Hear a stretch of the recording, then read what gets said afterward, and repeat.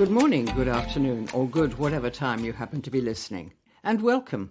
This is the first episode of February 2023's BV podcast, All Things Rural Dorset, which we hope you'll enjoy.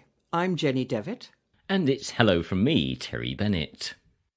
Laura Hitchcock opens this episode with her monthly editor's letter, followed by some of your letters and comments, and that's followed by an explanation by Kingston Maurward principal Luke Rake on why the college will very regretfully no longer be able to offer apprenticeships.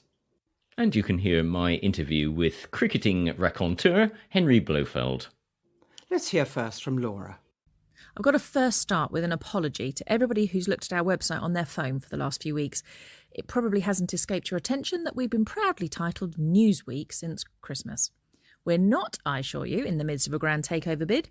Rather, we have a new website. And the simple task of tracking down why we are called Newsweek when looking at it on a phone utterly escaped me. But through grit, perseverance and a lot of YouTube watching, I fixed it. Go me! High five! But the fix promptly broke the menu. And in fixing the menu, I broke the sections page. And then I managed, still don't know how, to put the sections page all over the home page. By this time, in a flustered, frustrated panic, very, very bored with my own incompetence and frankly raging at the dark and evil arts of website maintenance generally, I hit the big server switch, which resets the website to the day before. And we're back to Newsweek. Anyhow, suffice to say I was ultimately victorious. The website works and we are no longer Newsweek. Now, with big things in this issue, Dorset Island Discs and Random 19 have returned with two pillars of our Dorset community. I interviewed Henry Blowers Blofeld, who's coming to Dorset next month. Luke Rake gave us an exclusive on the damaging rumours that have been circulated in some areas about the cancellation of apprenticeships at Kingston Maurward College. Local man Steve Tarrant has been awarded motorsport's highest honour, an award reserved for the likes of Sterling Moss and Sir Jackie Stewart. Farmer James Cousins tells us about his horrifically stressful January, and we take a look at whether second homeowners should pay additional council tax in Dorset. Plenty to get your teeth into this month, so I'd go and make a coffee if I were you. And don't let the websites grind you down. P.S. Congratulations to our farming journalist Andrew Livingston and his wife Ellie on the birth of their son Charlie this week. P.P.S. Special mention to our German-speaking daughter-in-law Sally, who provided correct phrasing for the Lucky Pig Valentine's traditions in Germany. Who knew? Well, apart from flower columnist Charlotte Toombs and probably all the Germans, obviously. And PPPS, thank you to fellow business owner and website battler James for his support through the disaster-strewn website of doom. His helpful advice? You're still Newsweek, it's been a month, may as well stick with it now, just change your Facebook name. And now some of your letters, starting with comments on the suggestion that we have a motorway in Dorset. Andrew Livingston's article in the January issue on the potential for a motorway in Dorset raised a number of emails, including one from Sheila Grange of Dorchester. She writes, in response to Mr. Livingston's article on the need for a motorway, perhaps he could inform us as to which ancient holloways, protected AONBs, or productive farmland he might like to plough up. The fact that we have no motorway has actually preserved so much of our county from overdevelopment, and the presence of one would actually detrimentally impact the very local producers he's trying to help. Jack Pleacher of Wimborne writes, is Mr. Livingston seriously suggesting that Devon's local producers are assisted by people flying along the M3 to London? The success of any business lies in the quality of its product and in its marketing. In fact, many a weak product has succeeded thanks to its marketing strength.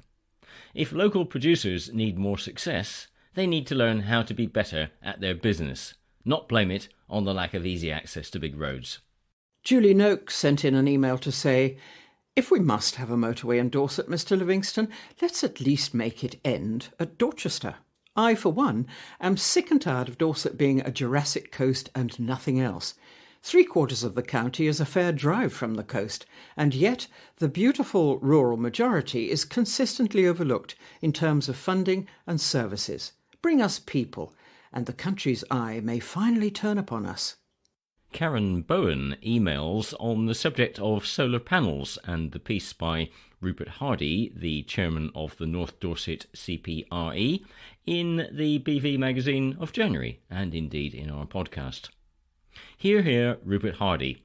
It is astonishing that for far too long there's been a seemingly broad acceptance to the quick and easy fix of letting private landowners and developers opt for huge-scale solar farms when the rooftop solution bears so much scientific evidence for success and does so little visual harm? Why is nobody in authority paying attention to this? Rita Madley from Blandford wrote in to say, "Thank you for your illuminating article from Rupert Hardy on the solar farms versus rooftop panels debate. It has always been my instinct that fields of reflective panels are wrong, but at a time when we must begin to generate more green energy, it's been difficult for me to argue my case effectively. The horror of discovering oneself to be a NIMBY. Your article provided such a clear case with published evidence to support my instinctive understanding. Why, oh why, are we not implementing rooftop solar as a matter of urgency?" On the politics. It has slowly become apparent that the representative for the Labour Party in North Dorset tends to veer towards haranguing those in charge of our very broken country while not suggesting any alternative solutions from his own party. This is, I feel, no reflection of him as a person, but rather is symptomatic of the party as a whole. North Dorset may be a permanently blue seat, but that doesn't mean that every constituent votes that way. We can all see, hear and feel that it's broken. What many of us want is to hear what other parties might actually do. The point of these columns is surely to understand a different point of view, if we're tired and frustrated by the current crop of blues in charge, and to raise discussions on local and national issues. That's from Alan Wills of Wimborne. On the haunting of Sanford Orcas Manor, Barry Rate commented via Facebook, "We were lucky. I think it was about 30 years ago we took our son to Sanford Orcas Manor when he was a small boy. We cheekily knocked on the door and Sir Mervyn himself answered. Instead of getting rid of us, he asked us in and gave us a personal tour, during which he told us of all the facts in the attached article. We thanked him very much. It made our day. What a lovely man." Joss Mullinger communicates via Facebook. "We were privileged to be given a superb guided tour of this fascinating house by Sir Mervyn Medlicott in 2019. He really brought the history to life and the group we were in was spellbound." Veronica Barrett of Guildford wrote in on the subject of Roger Ridout. She writes, "I've been reading your article about Roger Ridout, which was in the BV in November 2020, with great interest. I'm not a Ridout, but I am descended from the Fords of Shillingston. I have a will left by Thomas Ford in 1805, and in it he leaves the Roger Ridout house to his wife. The will of Thomas Ford, 1719 to 1805, February 1805, says, 'This is my last will and testament. I give to my wife, late Roger Ridout's house and orchard, and £10 a year for her life. She might receive it herself. If my son don't pay her, she might go to Mr. Tice of Blandford and receive it. But if she marry again, she is to lose it directly to James or his family.' I thought," writes Veronica, "Roger Ridout died in 1811, so I'm now very puzzled. Could this be a house belonging to his father or another older relative who died before 1805? Thomas's son James died 2 years later, in 1807, and he left the house to his own son James, and his will says, 'And also a dwelling house with office, and all unto belonging called and known by said name of Ridouts during my said term therein unoccupied, it being located and situate in the parish of Shillingston or Shilling Oakford.' I can't find a Shilling Oakford," says Veronica, "and wonder if it's actually Oakford Fitzpaine. I can see on an 1885 map that there is a mill on the road between Shillingston and Oakford Fitzpaine, and another one in Fiddleford. But I'm wondering which house Thomas and James Ford are referring to, and how did they come to own it in the first place? Were they part of the smuggling gang, I wonder? I wonder if Roger Guttridge, or any of your readers, could shed any light on it for me, please." Roger Guttridge comments as follows. Veronica's puzzlement is based on the assumption, which I had also made until now, that Roger Ridout remained at Oakford Fitzpaine Mill until his death, which was indeed in 1811. But we don't know that, and my guess now is that he and his wife Mary, who died in 1809, must have left there at some point between 1787 and 1805, probably selling the house to the Fords. I say 1787 because he is listed in the Dorchester jail registers that year as a miller of Oakford Fitzpaine, and his crime as smuggling, so was presumably still there then. He was a well-known character in North Dorset, so it's no surprise that his old house was effectively named after its association with him. I'm guessing that the stream, which once powered the water wheel here, may also have marked the Oakford Fitzpaine Shillingston parish boundary. The property, which last time I passed still had the old millstones on show as ornaments, probably sat in both parishes, which may explain any confusion there. Shilling Oakford, or Ockford, is an old name for Shillingstone, making it the third of the three Oakfords, the others being Oakford Fitzpaine and Child Oakford. Roger Ridout's father, born 1708, was William, not Roger, and he lived at Farringdon in the parish of Shroton. Roger the smuggler effectively introduced their surname to Oakford Fitzpaine. Roger's mother was a Fiddleford girl, Susanna Appowell, and in 1746, as a boy of 10, Roger inherited a leasehold house and land there from his maternal grandfather. Fiddleford Mill was where the Ridout gang stored their contraband in later years, and may also have been where Roger learned his milling skills, though that is speculation on my part. Veronica's information about the Fords adds another piece to a Roger Ridout jigsaw that has been gradually growing since I interviewed my grandfather, Jim Ridout of Fiddleford, about the family legends for a school project in 1967. Thank you, Veronica. And finally, from your letters, Sir Christopher Coville, who's the Sherborne CPRE chairman, writes in about the neglect of Newell House in Sherborne. Sherborne CPRE are deeply concerned at the parlous state of Newell House, a Grade II historic building, which stands in an exceptionally prominent position at the junction of the A30 and the Marston Road. The western side of the house is thought to date back to the 17th century, and the house was listed in 1950. However, in recent years the fabric has been allowed to deteriorate and is now on the SAVE at risk register. Alongside the house there's a listed barn dated as being built in the early to mid-16th century. No access is permitted to either building. Sherborne CPRE have repeatedly raised their concerns with the conservation team at Dorset Council, but while seemingly sympathetic to our case, they seem totally unable or unwilling to do anything to reverse the decline of this important feature of the Sherborne townscape. Offers to engage with the owner have also been fruitless. It's clear that our county representatives are either powerless or disinclined to take any positive action to preserve our precious heritage buildings.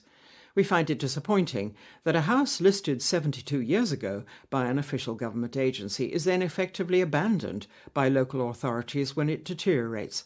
It is sadly ironic that as Sherborne House is being transformed into a remarkable asset for the town centre, another, even older, much-loved building has been allowed to become derelict. Something must be done before it's too late.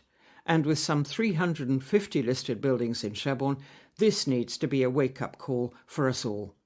By raising further our concerns, I'm confident that all residents and our town council will then call for urgent action from Dorset County Council. There was something of a minor uproar recently when ill-informed word spread that the apprenticeships offered by Dorset's land-based college, Kingston Maurward, had suddenly been terminated. This is not the case. The college will no longer be offering apprenticeships, but with effect from March, not immediately, and all current students have been catered for. Luke Rake told me more about the scheme and why the college is, regretfully, having to stop offering this educational option. Kingston Maurward has run a number of apprenticeships over the years. We are a land-based specialist college, so they tend to be focused on things like agriculture, arboriculture or tree surgery and areas allied to that. But we have a relatively small number of specialist provision. And these apprenticeships are scattered all over the county of Dorset, are they? Yes, and beyond into the neighbouring counties as well. So we have what's known as a sub-regional catchment. We're the only college of our type for about 60 miles from where we are. So as a result, we have quite a large reach. Now, Luke, just why was there all the fuss and kerfuffle locally recently? Was it a total misunderstanding of the college's intentions to close down the apprenticeships? No, I don't think so. I think people are the the college has had a very long history, in excess of 70 years, and so most people who work within the rural area in the county will have had some connection to us, and that's lovely.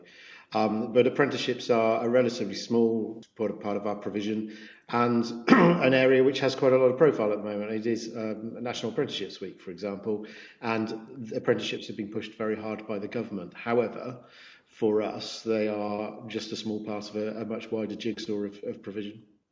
Now, I understand that the reason that you're having, sadly, to terminate the apprenticeships is partly because of government funding. So it's rather ironic that the government is, as you've just said, pushing apprenticeships, and at the same time they have reduced the amount that you would receive.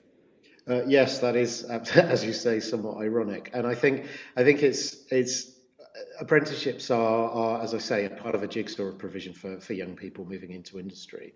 And within rural areas in particular, provision is very diffuse, and that is part of the challenge. So over the last few years, all apprenticeships have been reviewed, and some funding for some apprenticeships has gone up. So, for example, in engineering or IT services, there's a big push within government, and this is at the risk of being slightly political, I suppose, is government priorities are not necessarily the same as Dorset's. And so what we've seen is a reduction in the funding available to some apprenticeship streams, and it's not just land-based.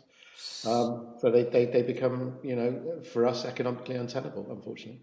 Well, we'll come into that in a moment. So would you say, in essence, that as far as agricultural colleges and colleges such as Kingston Maurward, the government has giving with one hand and taking away with the other, or giving in theory with one hand and taking away with the other?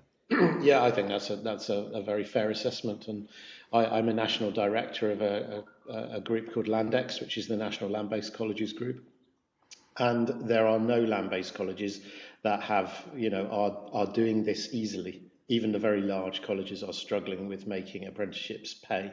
And this is, of course, a concern for us in Dorset, in rural areas, because we understand the need for land management and, of course, production of food.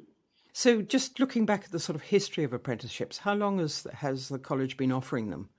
In one form or another, regardless of the title, work-related learning has always been part of the college's provision. The college was founded in 1949, and at that time people would have done an agricultural certificate. They may have come here for 1 year, and in those days it was pretty much residential. As time went on, people wanted to stay on their family farms and combine their learning with work. And actually that is what we do with our full-time students. A full-time student here will only actually be in college 3 days a week, because we understand the need to balance the needs of home and part-time work with college. So whilst apprenticeships have been a very traditional model with 1 day in college and 4 days at work, most full-time provision now here is 3 days in college and 2 days doing something else anyway. Now, I understand that part of the reason is not just down to a reduction in government support for apprenticeships. Part of the reason is that the apprenticeships have been gradually getting less popular. Is that so? Yes, we've seen a reduction in numbers over time. Part of this is rural depopulation and demographics. So the number of young people in Dorset is declining, and declining very rapidly. Dorset is one of the oldest counties in the country in terms of its average age, and so the combination of economies of scale and reduced funding and the dispersed rural nature of our provision and the costs thereof mean that collectively it's become a regrettable decision that we have had to stop.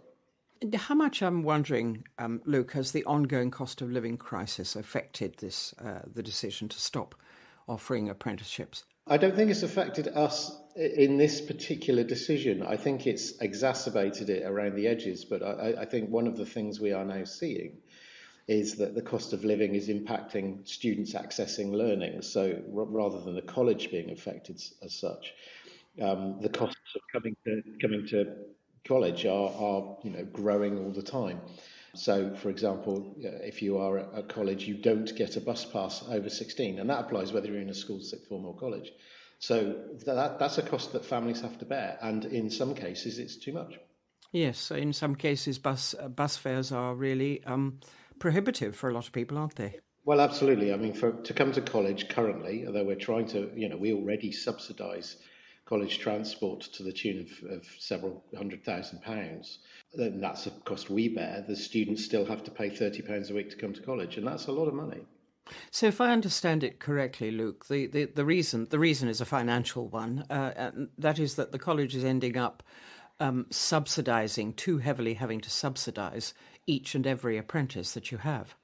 Well, exactly. Yes, it goes beyond subsidy in the sense that we're making a significant financial loss, and the college is in a financially perilous position anyway. We struggle post COVID in particular with balancing the books, and at the moment we are charged by government to try and resolve that financial challenge, and unfortunately that does mean that offering as wide a range of courses as possible, it is simply not possible. Now, obviously, the current crop of apprentices you have will complete their apprenticeships. They're not just going to be left in the lurch. No, of course not. No, they're all going to complete, and those who are on our books currently will either complete with us, and those are in process now, or those who've just started an apprenticeship will have their training completed. Potentially here, but delivered by either Bicton College in East Devon or Sparshot College just over the border in Hampshire. But I'm quite sure that for all of you at Kingston Maurward, all the staff, it will be something of a sad day when you have to close this particular branch of your learning. It is, and it's always a sad day when you lose provision. I've been a head of sixth form in my time, and we made decisions about which A levels to offer sometimes, and inevitably there would have been some learners who wanted to do those things. So it is sad, and sadly, we've had to let a few staff go as well, and that's deeply regretful, and no one enjoys that. But we have to, unfortunately, consider the whole, and that's what I'm charged to do. Well, I hope very much, Luke, that things will look up come spring financially for the college, because it's very highly valued in the county. I know that. Yeah, that's very kind. Yes, I mean, these are challenging times for everyone. That's not just colleges, and we're doing the best we can to stabilise the situation. And we were Ofsteded in the summer, and we got a very strong Ofsted report, and a very good one. So the quality of what we do is very high. We appreciate our role in the county, and that's ultimately our moral compass, and that's what we're going to do. That was Luke Rake, who's principal of Kingston Maurward College outside Dorchester, on the reasons the college is going to have to stop offering apprenticeships. Henry, thank you very much for doing this for us, and thank you for joining us on the BV podcast. Well, thank you very much for having me. Now, you've got a one-man show coming up, which is An Evening with Blowers, My Dear Old Things. That's become your catchphrase, really, hasn't it? Well, it's been my catchphrase for about 40 years now, yes. How did that come about? It came about, I think it was 1976 when we drove to India, and it just happened one day there. I wrote a letter to one of our people with us. Couldn't remember his name, wrote My Dear Old Thing, and it stuck. It was one of those silly things, It's been something that I've used. It's always very useful if you can't remember someone's name. It gives you a second chance, if you see what I mean. Definitely. Now, you were primarily a cricket commentator, but you did your final stint for Test Match Special back in 2017, I believe. So you've got the one-man show, and you're writing quite a bit, I think, aren't you? Well, I write books, yes. I've written 20-odd books, and I'm writing books that goes on. Theatre, I've been in the theatre regularly since about 2000, for 25 years. And I've done a great number of one-man shows, and I've done two-man shows with Graham Swan, the England bowler, with Peter Baxter, who was my producer at TMS, and John Bly, who was the Antiques Roadshow. He and I did a two-man show for a bit. We did it up in the Edinburgh Festival for 2 or 3 years, I remember, John and I, and also around his part of the world. But sadly, he's very busy as an antique dealer, and he really hadn't got time to do it full-time, so or anything like enough as far as I was concerned. So that came to an end. So the stage has been part of my life for a quarter of a century now, I suppose. Okay, well, you started life as a sports journalist, really, didn't you? Well, I suppose I did, yes. I always say I was a cricket writer rather than a sports journalist, but yes, I suppose I did start as a sports journalist right back in the 60s. Yes, I think that's fair. But cricket was always your first love, and yet that was always going to be the direction that your career took, I suppose. Well, yeah, absolutely. And you played cricket, notably at Cambridge, didn't you? I did actually. I mean, I was probably quite a good cricketer. I mean, I scored 200 at Lords, and I scored 100 for my only first class 100 at Lords for Cambridge in, I suppose, 3 years later at 1959. You then went into the Test match special team in the early 70s, 1972, I believe, didn't you? 72 I started, yes, I did. And how did you actually get into that? Had you been doing commentating in another field or what? No, I hadn't. No, at all. No, I just sort of started doing the BBC. Were quite interested in me because they thought I had a good voice, and that I was able to describe things. And so they, gave me. I had 1-2 tests, and then it all happened quite quickly. Yeah. Which was good. Just reading 1 or 2 accounts, somebody said online, "You're known for your plummy voice and slightly eccentric observations of unrelated matters around the ground." Do you think that's fair? Yes, I think. I mean, absolutely, you're absolutely right. That's always been labelled at me because it's very important when you commentate to paint the picture, I believe. And the picture is not just cricket. The picture is what you see at the ground and everything else. Well, I think that's what people loved about your commentary, if I may say, that it wasn't just what was happening on the field, it was everything else as well. Well, I think probably that is. I mean, I think nowadays they wouldn't wear it. And I don't think anyone really does it today. But, it like everything else, commentary evolves. And I've sort of inherited the traditions really begun by Brian Johnston and John Arlott, who were both 2 great broadcasters, and inevitably when you work with people like that, some of it rubs off. It's bound to happen, I think, in any walk of life. I think if you work with someone who is really, really good, it does rub off, doesn't it? I mean, I'm sure you may have found that in your life. Oh, definitely. Most definitely does. And you mentioned Brian Johnson and John Arlott, and there was Christopher Martin Jenkins, Bill Frindle, Jeff Boycott, Jonathan Agnew, who's still going. I mean, it came across as being like a meeting of old chums at a local cricket match. It had a very convivial feel to the programme in those days. I think it did. And I think this was its great strength. I mean, I think really it was unique among, certainly sporting programmes. There was nothing quite like it. And Arlott and Johnson were the 2 who made it the programme that it is, or that it still, yes, I say it is, that it still is. And very much so. And I mean, they were great broadcasters. They would have been great broadcasters of whatever the subject they chose to talk about. And it was great. They came together, in fact, not until 1970. Arlott began in 46 with the home broadcasting I think it would have been the late programme then. And Johners went to television in 46, didn't join Test Match Special until 1970. I mean, it's a few years now. Do you miss the programme? And I never look backwards. I never look at things that have gone by. I mean, there's no point. No, I don't really. I mean, I do and I don't. I don't because I've got so much to do. I mean, I work very much full time.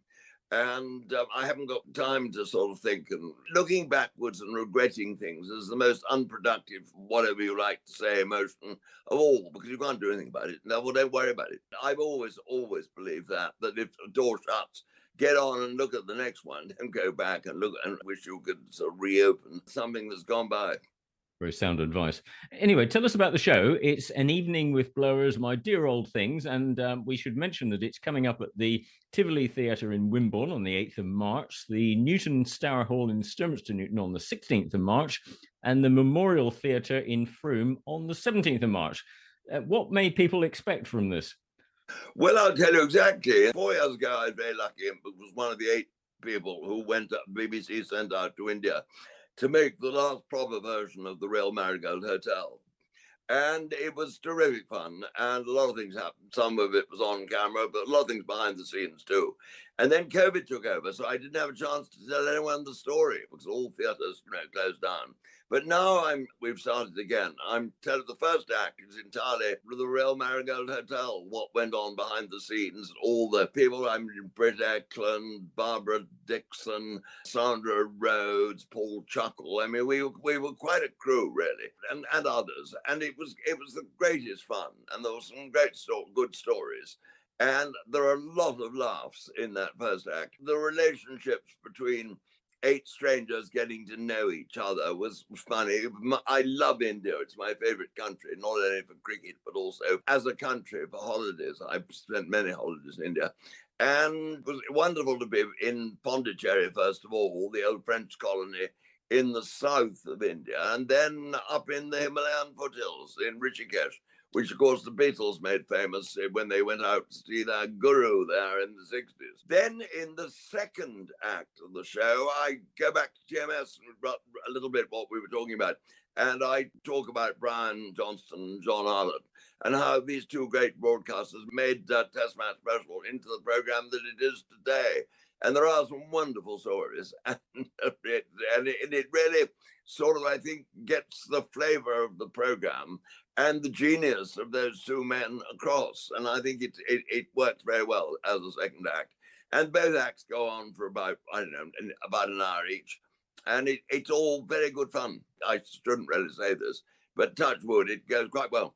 But not just for the cricket connoisseur. There's more to it than that. Well, no. You've got lots of people like Geoffrey Boycott, Phil Tufnell, and Agos and all the rest who play cricket, who deal with all that. I'd rather like to deal with all the amusing things of life around the periphery in a way. And I think that's probably more appropriate for me. And so it's got rather more than just cricket in it. In fact, a lot more. In fact, there's not a great deal of cricket per se in it, but there's an awful lot of laughter. That sounds good to me. And tickets are obtainable via Simon Fielder. So it's www.simonfielder.com. I think also tickets are available at the theatres. At the theatres, indeed, yes. Part of the benefit here is to the Shine charity. What can you tell us about them? The Chance to Shine, it's called. It was invented by the charity by Mervyn King when he was governor of the Bank of England, and it's to raise money to introduce cricket to children born in circumstances of poverty where cricket wouldn't normally arrive on their doorstep. And it's done wonders. I mean, it's introduced a huge number of children to the game of cricket and has made a great deal of difference to their lives. And there's a little video with Alistair Cook in it, which we show at the halftime, which shows exactly what Chance to Shine does do. And I think it's a very worthwhile charity.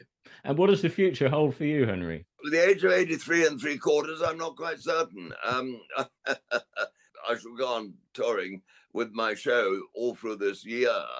And I've got several more books I've got to write, and people write to me and ask me to make speeches, and so I do that as well. And I make the odd commercial, use my voice. Anything, really. I'm up for anything. So people needn't hold back from asking me. It sounds good to me. Well, I look forward to seeing you, hopefully, at Sturmiston Newton in due course. Oh, well, do come along. And afterwards, I shall be selling books. My wife, Valeria, is my bookseller in the foyer. So do come along and say hi. It'd be lovely to meet you. Anyway, Henry, very many thanks for joining us. Not at all. Thank you for taking the trouble, everything. And that's it for this first BV podcast episode for the month of February. Terry and I will be back in a week's time with more subjects of local Dorset interest. Until then, goodbye from me, Jenny Devitt. And from me, Terry Bennett.